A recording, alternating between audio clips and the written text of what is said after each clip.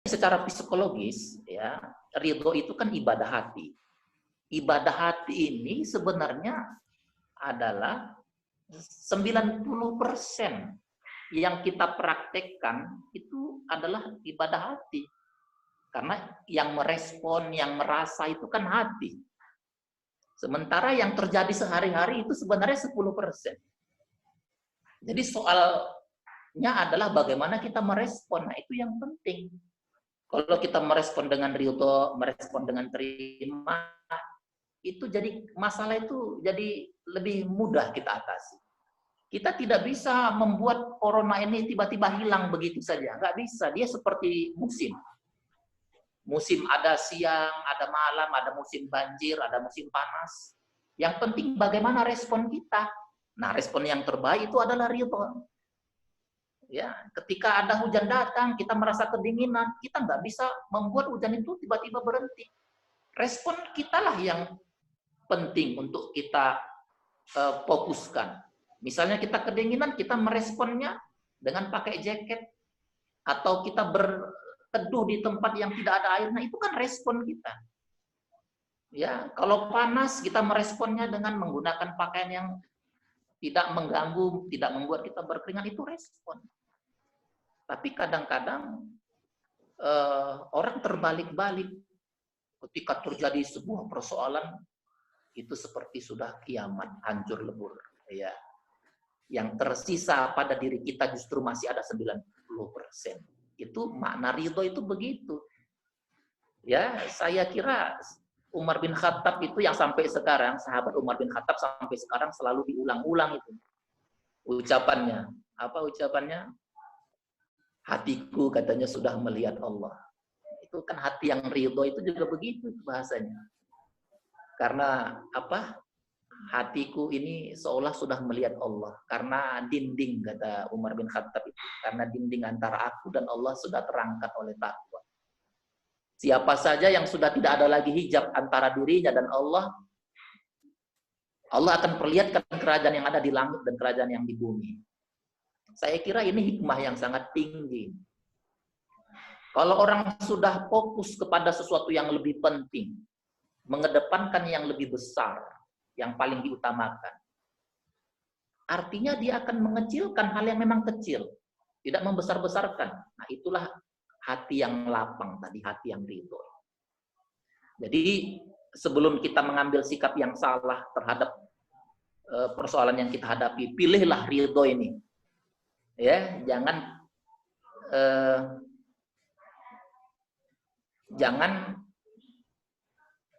kita mengambil sikap yang salah ketika menghadapi masalah.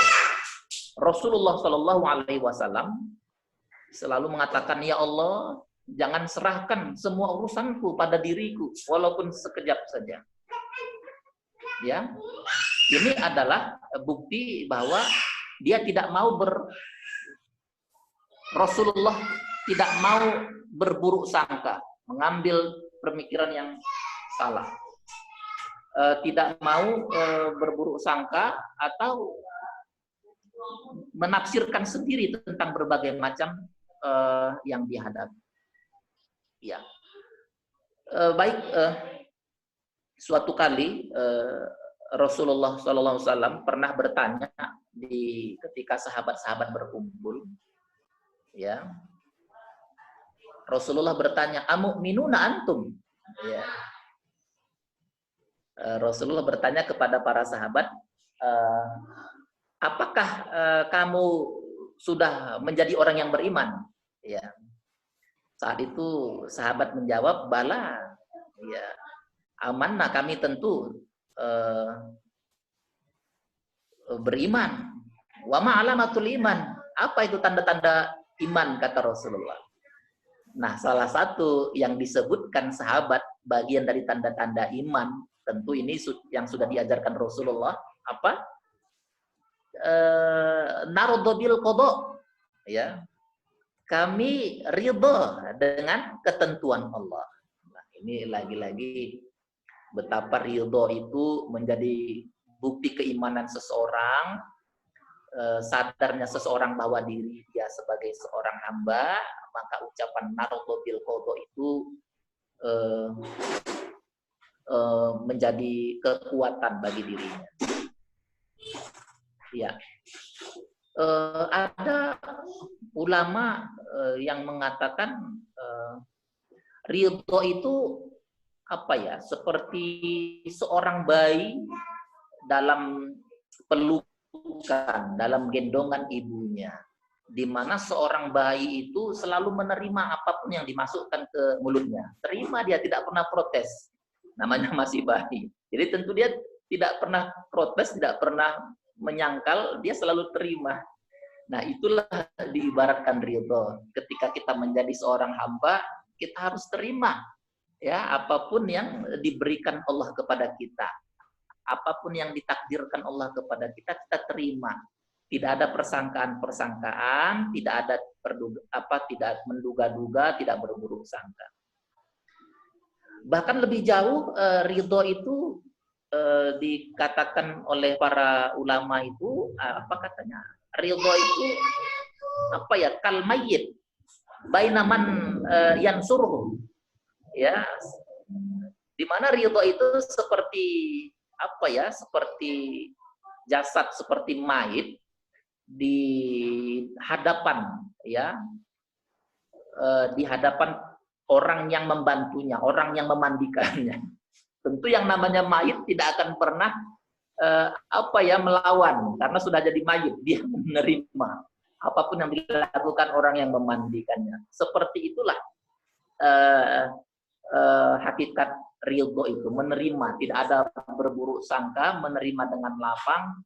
Itulah yang bisa menjadi terapi. Mudah-mudahan kita semua bisa diberikan Allah kematangan, kearifan di dalam mempraktikkan ilmu ridho ini. Ya, karena efeknya juga efeknya juga bahaya. Ya, kalau kita tidak ridho. Dalam hadis kursi itu yang sangat populer itu, Allah kan berfirman begitu.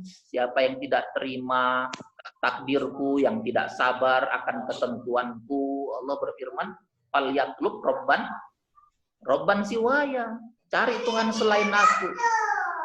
Ya, jadi mudah-mudahan kita bukan hanya sekedar membaca doa Allahumma inna nas'aluka ridhoka ya, tapi kita praktekkan dalam kehidupan kita. Ya, kita selalu baca Allahumma inna nas'aluka ridhoka, tapi nggak kita praktekkan, itu namanya baru membaca doa, belum mempraktekkan.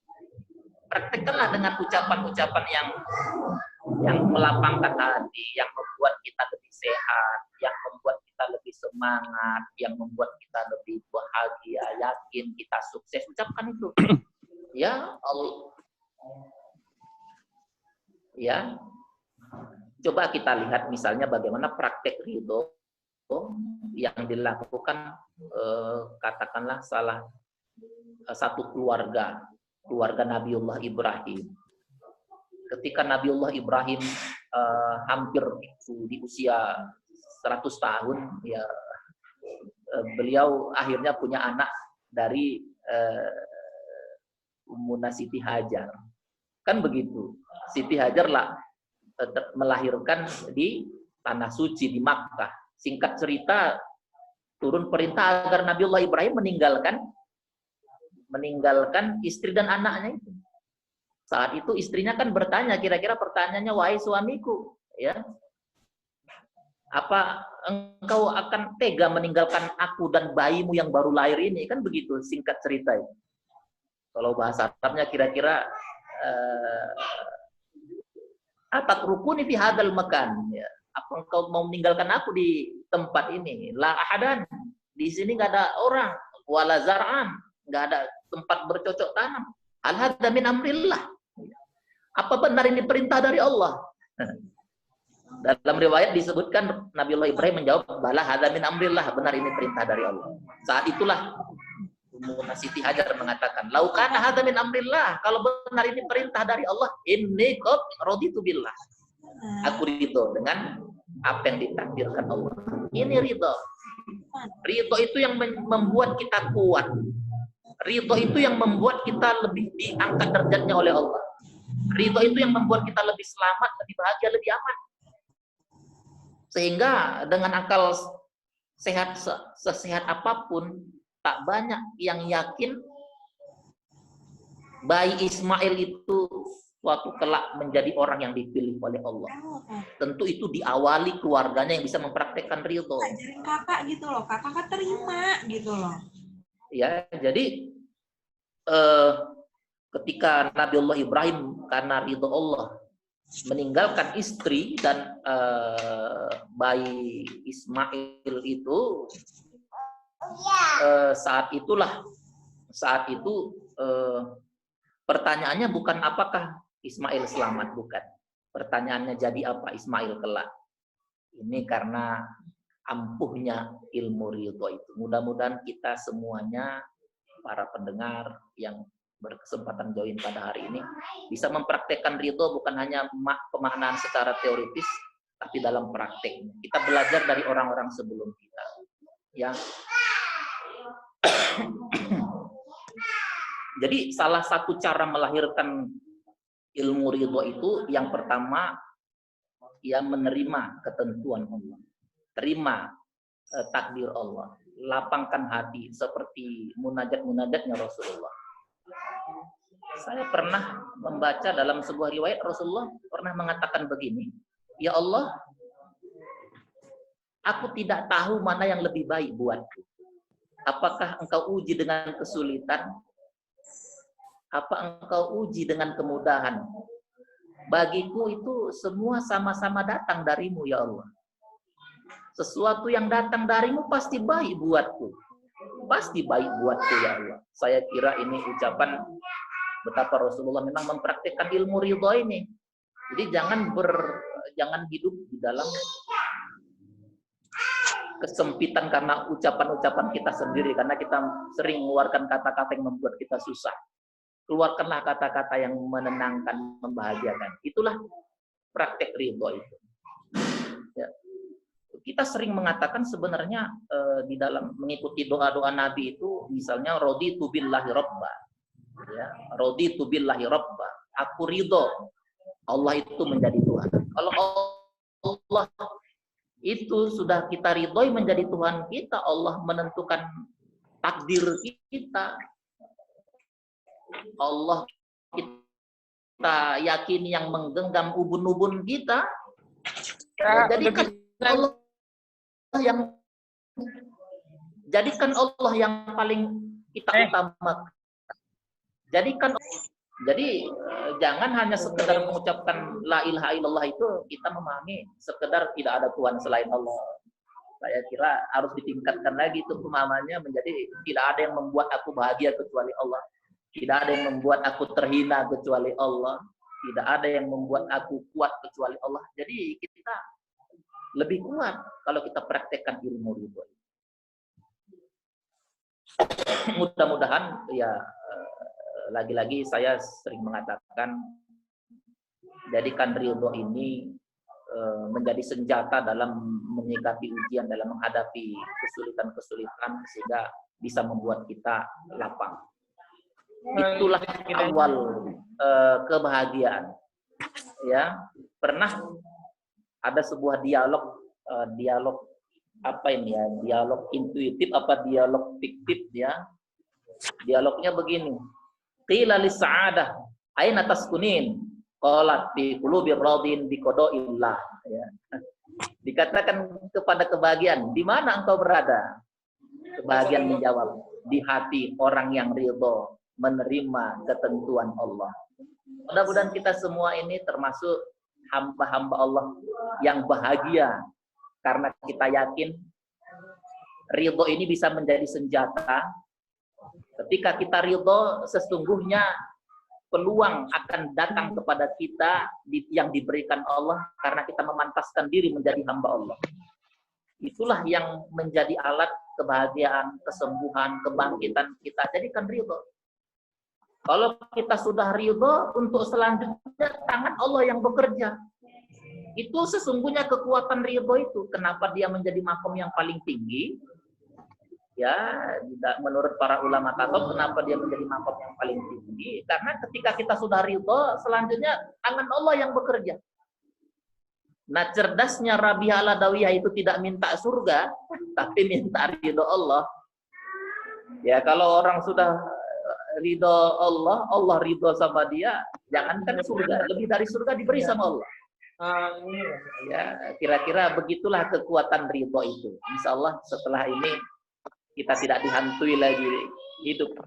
Apapun yang kita alami, 90% itu tergantung bagaimana kita menyikapi, meresponnya, sehingga yang nampak adalah kasih sayang, mahabbah, ketenangan yang dianugerahkan Allah kepada kita. Para pemirsa yang dirahmati Allah, para ulama kadang dalam munajat-munajatnya sering mengatakan, saya kira kita perlu juga ini mengikuti cara-cara mereka bersikap ridho. Apa katanya misalnya, ketika keinginan aku ya Allah sering ada kalanya tak sesuai dengan keinginanmu, maka aku ridho ya Allah, takdirmu menjadi skenario terbaik dalam hidup. Saya kira ini orang-orang yang ridho ini. Atau misalnya Imam Ibnu Athaillah itu di dalam bab-bab awal itu bisa dimaknakan ridho juga. Misalnya Imam Ibnu Athaillah mengatakan min alamatil i'timadi 'alal amal nuqsanur raja' inda wujudi zalal. Itu bisa diterjemahkan sebagai amalan orang yang ridho. Apa misalnya disebutkan di situ, di antara tanda-tanda orang yang min alamatil i'timadi, terlalu mengandalkan, ya, terlalu bersandar kepada ibadah-ibadah yang dia lakukan, ya, min alamatil nuqsanur roja, lama-lama roja, ya, lama-lama harapannya kepada Allah jadi berkurang, jadi menurun, dengan mengatakan, saya sudah beribadah, kehidupan saya nggak berubah juga, begini-begini saja. Dia lupa kalau membuat orang jadi bersyukur, ya. Ini pentingnya amalan-amalan ridho.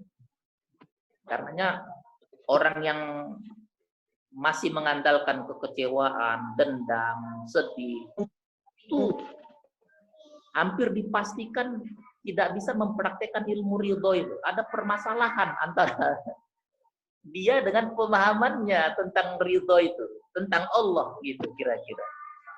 Makanya kita akrab sekali dengan ucapan Imam Ibnu Athaillah misalnya, kalau hati kita masih merasa risau, sedih, itu kata Imam Ibnu Athaillah karena kita masih terhalang rasa kepada Allah, belum ada rasa. Makanya dalam ucapan para sufi itu malam yadub lam ya'rif. Mungkin perlu dihidupkan lagi rasa yakin akan jaminan Allah. Ya. Mungkin hati kita sudah diisi begitu banyak dengan kekecewaan, dengan keduniaan. Karena itu kalau mau bahagia, kalau mau merasakan rasa nikmat dekat dengan Allah, kata Imam Ibnu Athaillah, kosongkanlah hatimu dari segala sesuatu selain Allah. Hadirkan di situ kemantapan bahwa kita dalam kasih sayang Allah, kita di dalam buayan atau pelukan Allah, sehingga tidak ada yang terlalu kita khawatirkan, kecuali pikiran-pikiran negatif yang kita besar-besarkan. Saya kira sebagai penutup dari taklim kita pada sore hari ini, saya ingin menguatkan lagi bahwa makom ridho itu adalah senjata yang sangat kuat yang akan membuat pintu-pintu hikmah terbuka. Ya, jadi jangan tutup pintu hikmah itu karena kita tidak ridho. Buka hati ini, mantapkan di dalam diri, aku yakin ya Allah berada dalam takdir dan genggamanmu ya Allah. Insya Allah, Allah akan pantaskan kita meraih apapun yang kita inginkan. Karena setelah itu tangan Allah yang bekerja. Kita sudah ridho. Kalau kita sudah ridho, tangan Allah yang bekerja. Kalau tangan Allah yang bekerja, apa yang susah bagi Allah? Apa yang berat bagi Allah? Nggak ada yang berat. Allah akan take over itu. Allah akan ambil alih. Ya, makanya pantaskan diri. Ya, kalau sudah ridho kita hidupkan, tunggu apa yang terjadi setelah itu. Makanya seorang hamba Allah harus ridho apa yang diridhoi Allah. Saya sering mengulang, kalau Allah sudah ridho sesuatu itu terjadi, kita harus lebih ridho lagi. Ya, makanya terakhir saya mengutip ucapan Imam Ibnu Athaillah yang mengatakan di dalam munajatnya, ya Allah, cukuplah balasanmu kepadaku dengan ridhonya Engkau ya Allah, aku menjadi hambamu yang taat. Wah, ini dalam sekali. Kalau banyak orang yang berdoa minta ini minta itu, tapi seorang yang hatinya terbuka, yang sudah mendapatkan hikmah, mengatakan, ya Allah, cukuplah balasanmu kepadaku dengan ridhonya Engkau, aku menjadi hambamu yang taat. Itulah yang menjadi puncak kebahagiaan kita. Saya kira para pemirsa yang dirahmati Allah, sebagai penutup dari taklim kita pada hari ini, sekaligus sebagai kesimpulan, mari sama-sama kita jadikan ridho ini sebagai bukti keimanan kita yang total kepada Allah. Jadikanlah ridho ini sebagai senjata yang kuat. Allah mengukur betul hati kita. Seberapa ridho, berapa persen hati kita ketika kita menghadapi masalah, Allah tahu itu. Jadi pantaskan ridho dengan total, ya. Kuatkan ridho itu sehingga itu menjadi semangat. Insya Allah, mudah-mudahan makom ridho sebagai makom tertinggi ini bisa kita raih, bisa kita gapai, dan kita dipantaskan oleh Allah menjadi hamba-hambanya yang dicintai Allah, menjadi hamba yang diridhoi Allah. Saya kira sebagai pengantar saya cukupkan sampai di sini. Saya kembalikan ke moderator. Mungkin dari taklim ini ada hal-hal yang mau ditambahkan, ada hal-hal yang mau didiskusikan. Ya, saya kira yang hadir pada kesempatan ini, saya kira para guru-guru juga, para teman-teman, mohon ditambahkan apa-apa saja yang kurang. Ya, saya kembalikan ke moderator ini. Silakan, mudah-mudahan bisa lebih menarik kajian kita tentang makom ridho ini. Silakan. Ya, silakan. Iya. Ya. Kiai Hasani insya Allah bisa menambahkan ini. Insya Allah. Kiai Sarif, ini moderatornya kemana ini? Bisa kita lanjutkan diskusi atau kita tutup dengan doa ini?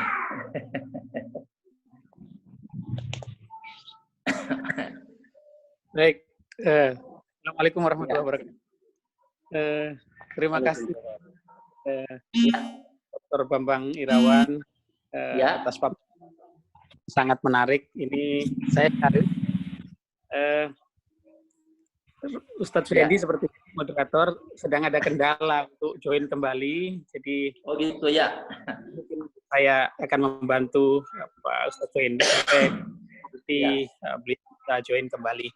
Saya rasa kajian yang sangat menarik tadi yang disampaikan oleh Ustadz Bambang dan sudah komentari juga oleh Dr. Hasani bahwa adem, sejuk, begitu ya. Ini memang kadang butuh ya kita kajian-kajian yang hati seperti ini. Iya. Saya rasa kajian seperti ini ya selain juga untuk diamalkan, tapi kita juga perlu mendapatkan wawasan lebih luas terkait dengan bagaimana implementasinya dalam kehidupan kita sehari-hari. Tidak ada salahnya saya membuka kesempatan kepada bapak-bapak, ibu-ibu yang berkenan hadir ikut join pada kesempatan sore hari ini untuk ikut gabung ya, komentari dan menanggapi, mungkin juga bertanya terhadap apa yang tadi disampaikan dengan sangat menarik oleh Ustadz Bambang. Ini sebetulnya forum ini diperuntukkan untuk kita asatidz abjadi, ataupun kita membuka kesempatan forum ini untuk asatidz non AKI. Ini merupakan penguatan yang pasti dibutuhkan oleh semua orang. Barangkali itu sebagai pengantar merespon yang tadi sudah disampaikan oleh Dr. Bambang. Silahkan kalau ada yang ingin mengomentari ini, mungkin saya bisa sebut beberapa nama yang saya kenal. Ini Dr. Hasni ada hadir, terus kemudian Ustaz Rizky Maulida, ya. Ada Ustaz Hasani. Ya, Ustaz Ya. Yani sama Ustaz Lili juga ada, ya.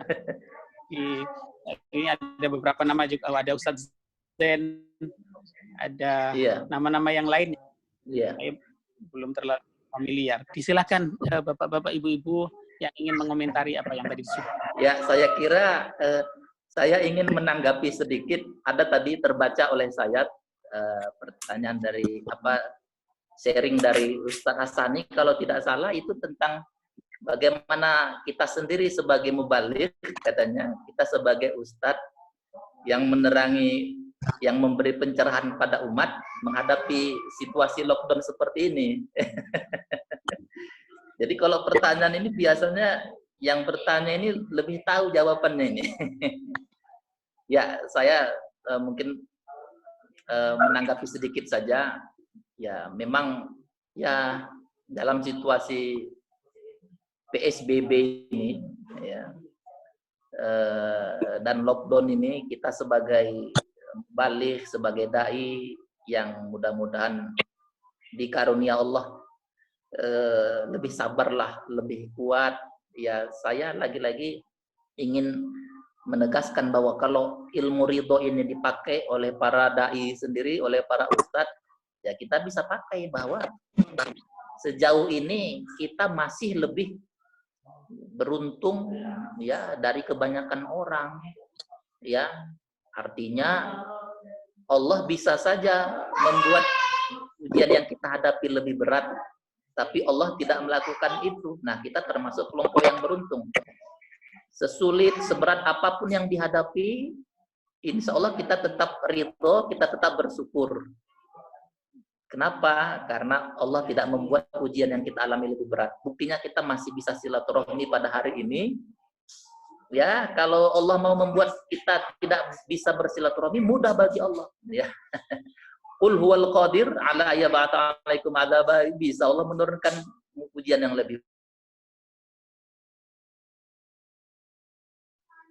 Cara kita tentu sebagai seorang dai ya tetap bersyukur karena sampai hari ini kita masih jauh lebih beruntung dari kebanyakan orang. Insya Allah ini membuat kita jadi lebih banyak membaca buku di rumah. Ya, saya dalam 1 bulan ini sedang mempersiapkan jurnal yang artikel untuk dipublish di jurnal yang saya rasa untuk inilah, untuk menambah pengalaman meneliti. Jadi ternyata semangat membaca lebih kuat ketika lockdown ini. Itu salah satu hikmah. Walaupun harus belajar dengan Ustaz Sarif dulu, gimana ini meneliti yang terbaik supaya bisa keluar di situs ini. Iya, saya kira sekedar tanggapan saja. Mungkin Ustaz Sarif bisa menambahkan ini, gimana kira-kira Ustadz yang di lockdown ini.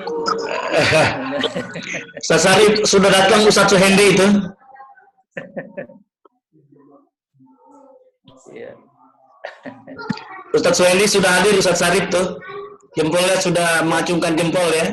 Beliau subhanallah, untayan baik nih. Ini sudah session tanya jawab ya, Ustaz? Sudah ada pertanyaan ya? Boleh ya? Iya. Dilanjutkan Ustaz Suhendi. Ya, mangga Ustaz, para kiai, para ajengan, para sepuh nih. Nanti kalau para sepuh takutnya pada tersinggung lagi. Mangga Ustaz, kalau ada pertanyaan. Materinya Ustaz cukup dalam ya. Ini perlu menjiwai ya. Nanti Ustaz Zain mungkin rekamannya bisa dikirim Ustaz.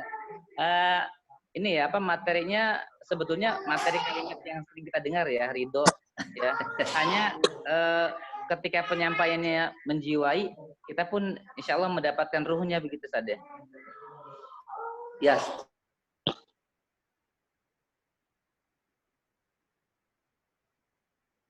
Indahnya saja. Jadi dapat pelajaran lah saya. Makanya dapat nasihat ini Masya Allah bermanfaat sekali. Nanti Sajin rekamannya kita bisa ini saja, kita bisa share ya. Mudah-mudahan kalau nanti filenya terekam ya, mudah-mudahan. Karena biasanya filenya lumayan besar. Paling pun nanti kalau memungkinkan kita share di YouTube Adai aja gitu Ustaz Suhendi ya. Nanti bisa. Google Drive, Google Drive. Oke, baik, nanti bisa gitu ya. Ini selamat datang tuh, ada DKM Masjid Baitur Rahman nih. Ada Pak Ruli, Pak Amrullah ya. Dan masih banyak lagi yang hadir nih. Ya, para Ada Iya. ada Bu selamat bergabung, ada Bu dosen, Ibu Rohimah dan sebagainya. Kita ini tadi tema kita ini tentang terkait masalah ridho ya. Ada berapa semua yang join ini hari ini, Ustadz Zen? Ada berapa yang join hari ini? 16, Jumlahnya? Ustaz. 16. Oh, iya, saya sempat share juga ke mahasiswa, berarti mungkin waktunya. Cuman ini Ustaz, 16 juga kebanyakan kiai ini Ustaz. Ini sepuh kiai-kiai semua nih. Kali kami yang muda-muda ini lah. Ini Ustadz Zen yang harus menambahkan ini materi ini karena Justru saya hadir ingin belajar dengan Ustadz Bambang ini. aduh. Ya, Jadi beliau pakarnya masalah happiness, kebahagiaan, dan bukunya beliau juga banyak sekali nih. Begitu Ustadz Suendi. aduh, Iya betul, insya Allah kayak. iya. Makanya Ustaz, ada pertanyaan mungkin dari yang lain? Ada tambahan Ustaz? Kita insya Allah pukul 17, ini Ustaz ya, karena ada aktivitas lain ya. Kita mungkin Ya. selesai pukul 17 insya Allah Ustaz ya. Ya, saya juga jam pukul 17. Yang ada jelas yang ini Dr. Bambang Ustaz, kita ucapkan Masya Allah ya. Jazakumullah khairan katsira ya. Barakallahu fikum. Nanya Ustaz. Sangat bermanfaat sekali Ustaz ya materinya. Itu ada pertanyaan Alhamdulillah Ustadz bisa Suendi. bergabung. Walaupun saya tadi ada kendala nih masuk keluar. Jadi Tapi alhamdulillah bisa kembali. Bertanya Ustadz Suendi.